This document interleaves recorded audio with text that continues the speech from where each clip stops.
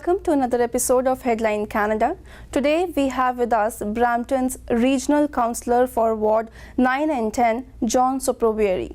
John Suprovieri is also running for city's top job, the Mayor of Brampton, in upcoming municipal elections, which will held on October 22nd of this year.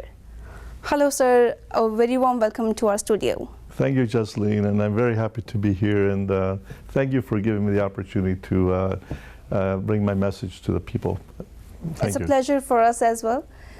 To begin with, Mr. Suprovieri, you're serving Brampton City Council since last 30 years.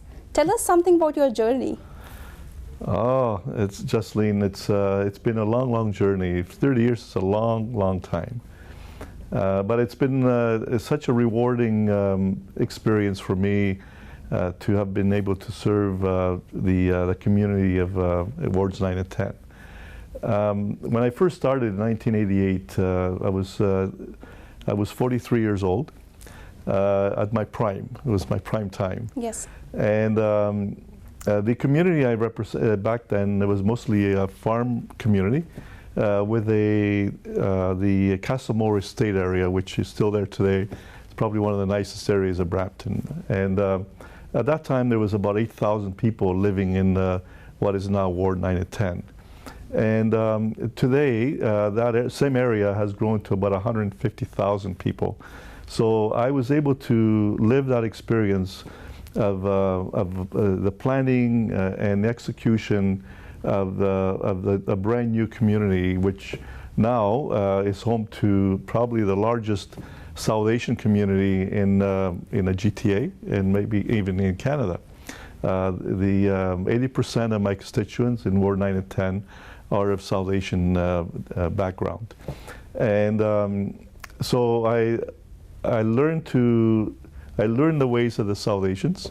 I learned their needs, and I was able to transform and bring change to the mentality of council to meet the needs of the new community, people coming from India and other parts of South Asia. And today, I'm really proud to say that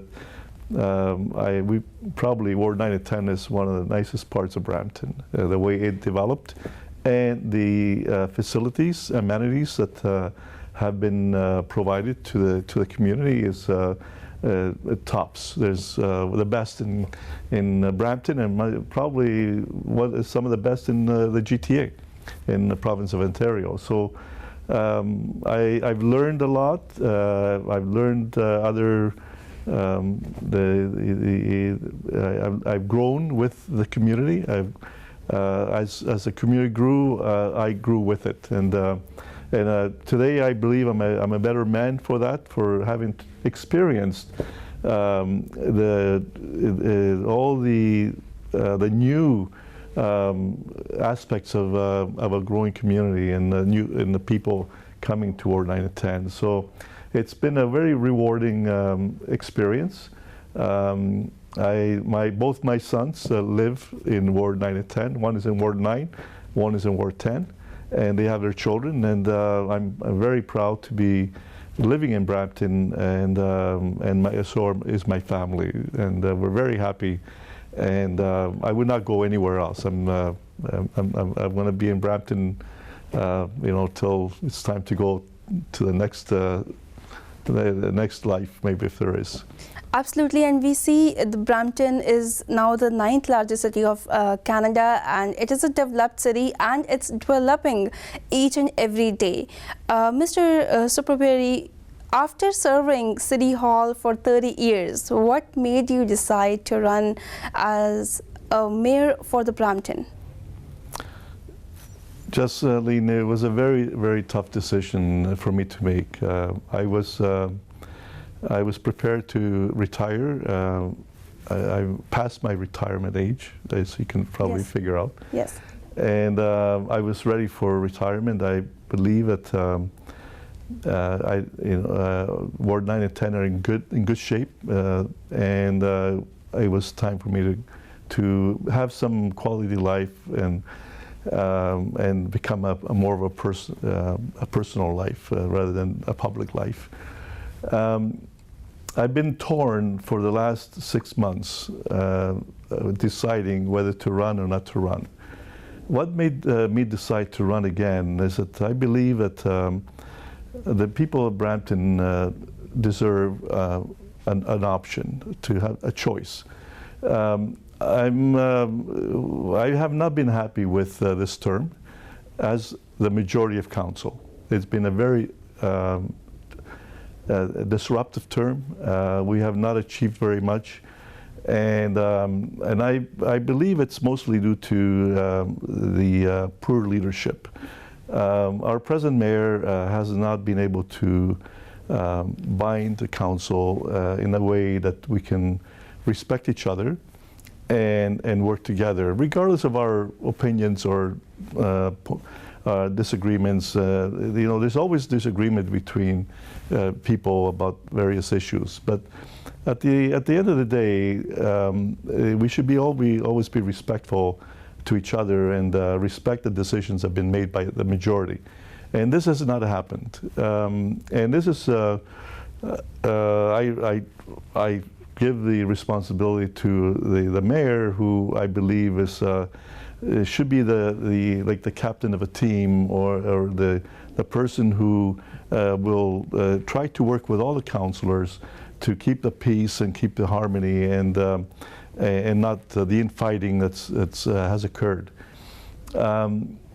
This is the biggest problem, and also from my point of view, and I believe that there's a lot of people feel the same way in Brampton, is that we were, when this mayor was elected 4 years ago, we had great expectations with her coming from the province, having good connections with the premier and the ministers because of her background as a minister in 3 portfolios, and also of the same ruling party, the Liberal Party. We felt that she could come to Brampton and resolve a lot of our problems, and that has not happened. Also, we had the problem with health care, with the hospital, Brampton Civic. We have the longest waiting hours for the emergency, and we have the least beds per capita for service in Ontario. And we're a growing city. Every year we get about maybe 10,000 new people coming to Brampton. And this mayor did nothing to get better service for the hospital. Also with the university, as you know, the province approved a university. And what I was really upsetting was that this university, the location council did not have a say. This was chosen by the province where it would go. And the university is going to be located in a parking lot right by the train station downtown Brampton. To me, it's a worse location we could have chosen.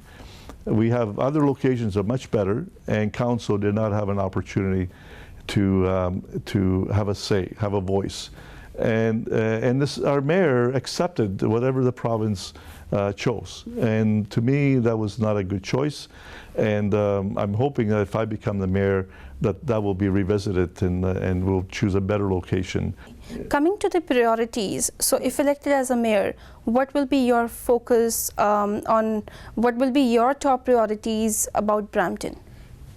The first thing that I will work is to have a peaceful council, to have a respectful council, so we all respect each other, we respect our opinions, and we will not bicker and criticize and create this division that we have today.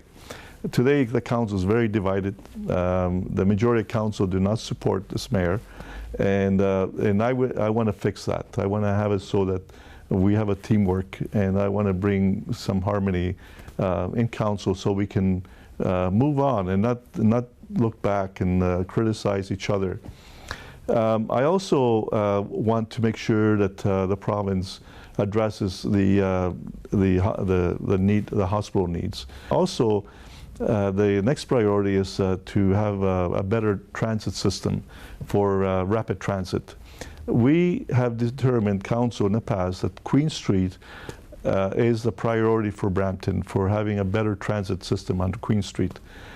The province, they told us we need to go on Main Street, which the majority of people travel east-west. They go to Toronto, downtown Toronto. Kids go to the university in Toronto, York University, George Brown, and they're taking Queen Street to get to the downtown. People are also taking the 427, which is a parking lot in the morning. You go there anytime around 8 o'clock, and it's just a parking lot. So I will be pushing to have a connection to the Vaughan subway with an LRT or BRT, which is bus transit, on a dedicated route. So that will be my other priority. So I want to deal with the transit, I want to deal with the hospital, and I want to deal with the university, and deal with having a respectful council. Mr. Suprovieri, these were your priorities, but if we talk about the concerns of Brampton residents, did you talk to them? What are the issues they are facing? Well, some of the biggest problems people are facing that are the most complaints I'm hearing is the property taxes and having more jobs in Brampton for the young people that are coming through school, and of course there's the issue of the crime, the violence that every week we hear somebody getting shot or getting stabbed. It's a huge concern of people. I'm hearing from my constituents that we need to address these problems, and these are very difficult problems, but we need to work at finding a solution. And there are solutions. Other cities have worked on them and made things a lot better. So these are also priorities that I need to, as a mayor, I need to really address and pursue, and try to find solutions to them. Absolutely, Mr. Suprovieri. We'll definitely continue this chat and discuss some more issues of Brampton, but right after a short break.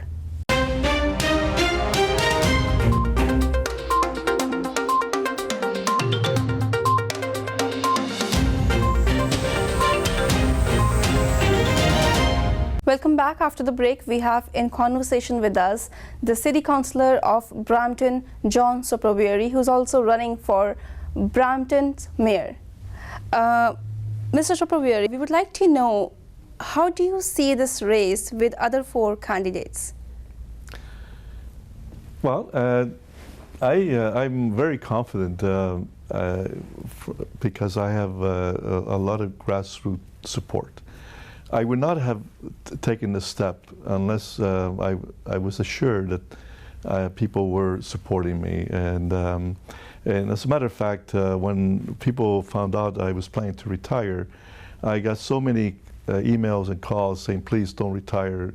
You know, we like you. Every time we have a problem, we call you, you address the problem. You're very responsive. You always call us back. You come to see us.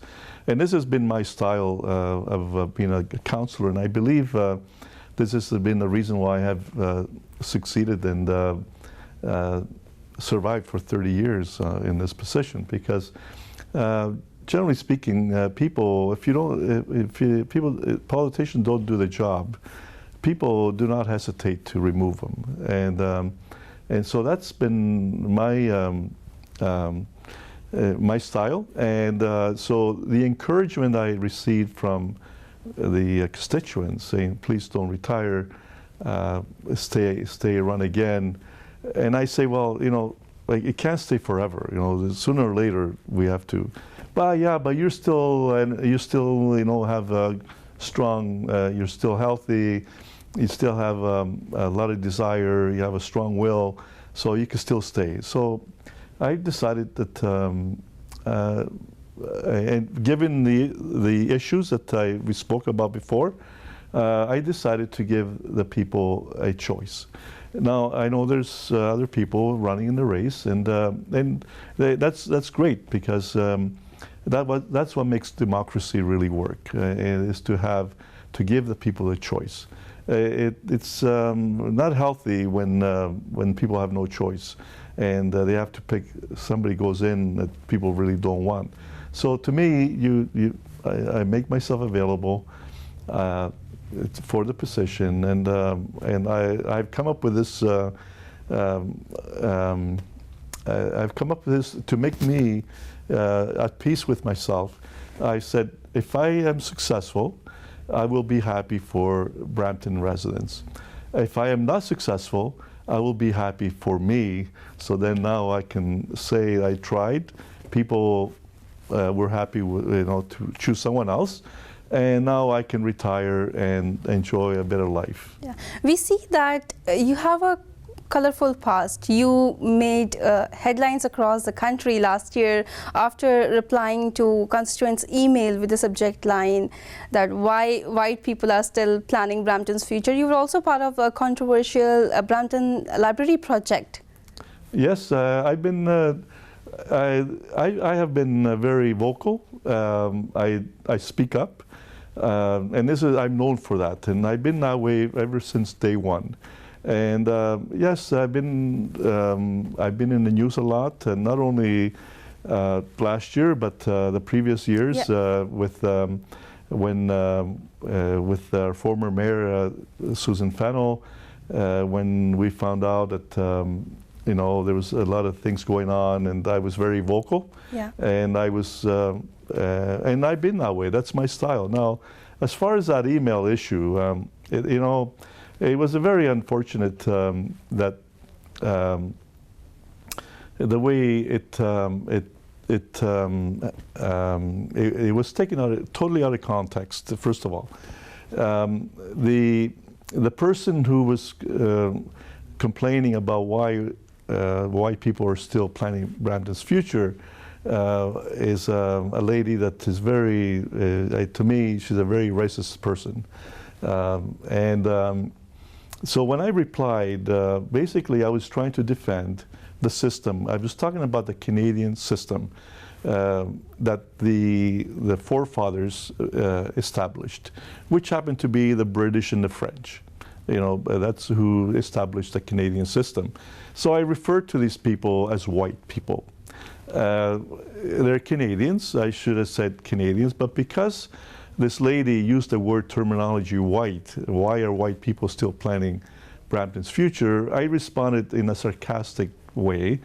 And actually, there was an investigation by the Integrity Commissioner because some people accused me of being a racist and violating people's human rights by saying that newcomers should learn white people's values. And the commissioner ruled that there was no such violation. The only violation that I committed was a decorum, meaning that I should be responding nicely even to sarcastic people. And that was the only crime I committed. Everybody knows that there's no such thing as white values. We have human values across the world. Most people understood what I was trying to say, even in a sarcastic way. Mm-hmm. And I can tell you that I had huge support across the board from people of various parts of the world saying, John, we agree with you that Canada is the best country. That's why we come here, and we value the Canadian system. And probably you should have used the word Canadian values and not white values. And I admitted that I should have used the word Canadian values. Coming back to some of the Brampton issues, we have definitely talked about the transit and the hospital. Right. But how are you going to bring down the insurance rate in Brampton, which is the most highest in Canada? Also, how are you going to tackle the escalating crime in Brampton? First of all, we have to evaluate where are the most accidents happening? Are they happening in the intersections, which I believe they are? And we have to make them make them safer by one of the biggest things that I've noticed is that people are taking chances to make the turns. And a lot of people get into accidents when they're making a turn. So I've been pushing for all the intersections to have the advanced green, so people don't have to take the chance. They can turn with a proper signalization. So that will be the first thing I will be pushing to review where most of the accidents are happening and to and fix that. Also, what I like to do, and I know that they're saying that there's a lot of fraud happening, and that's causing the rates to go up. And I want to start a program where, to reach out to the public and say, if you know someone that has committed fraud, please report it. Yes. Report it to my office, and we will, and so that those people can be held accountable. Because we all know that, whenever there's a fraud committed, people know about it. Yes. Either the neighbors or the family or friends, they all find out that somebody's causing a fraud.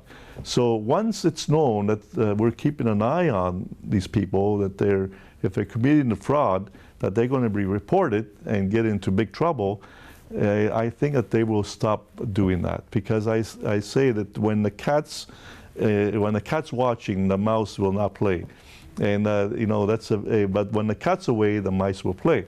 So I believe in this philosophy that we need to have this kind of program in Brampton. So two things: fix the problem in the intersections, make them safer, and also have a program to expose the frauds. Absolutely, Mr. Suprovieri. We know that we have a lot to discuss about, we have a lot to talk about, but the time does not permit us. And in the end, we would like to know, why do you think people of Brampton, residents of Brampton, should elect you as a mayor? And you want to say anything to our viewers? Certainly. What I want to say is that I have a history of 30 years of being very effective and looking after wards 9 and 10 that made it into one of the best parts of the city. I believe that I have the energy and also the ability to look for solutions and to work to find solutions. I believe that our present mayor hasn't done that. We actually dubbed her as being the silent mayor. She did not fight for us to get a better LRT deal with the province. She did not fight for us to get a better university deal with the province. And she did not fight for us to get a better hospitalization deal with the province. And I believe that I'm outspoken. I have a reputation of speaking up and fighting for my residents, and I believe that I can do that and champion these issues and look for solutions. Thank you so much, Mr. Suprovieri, for coming to our studio and discussing some of the major issues of Brampton. It was a pleasure to have you, and we wish you all the best. Thank you very much. Thank you for having me, and you have a very good program, and I congratulate you. Thank you.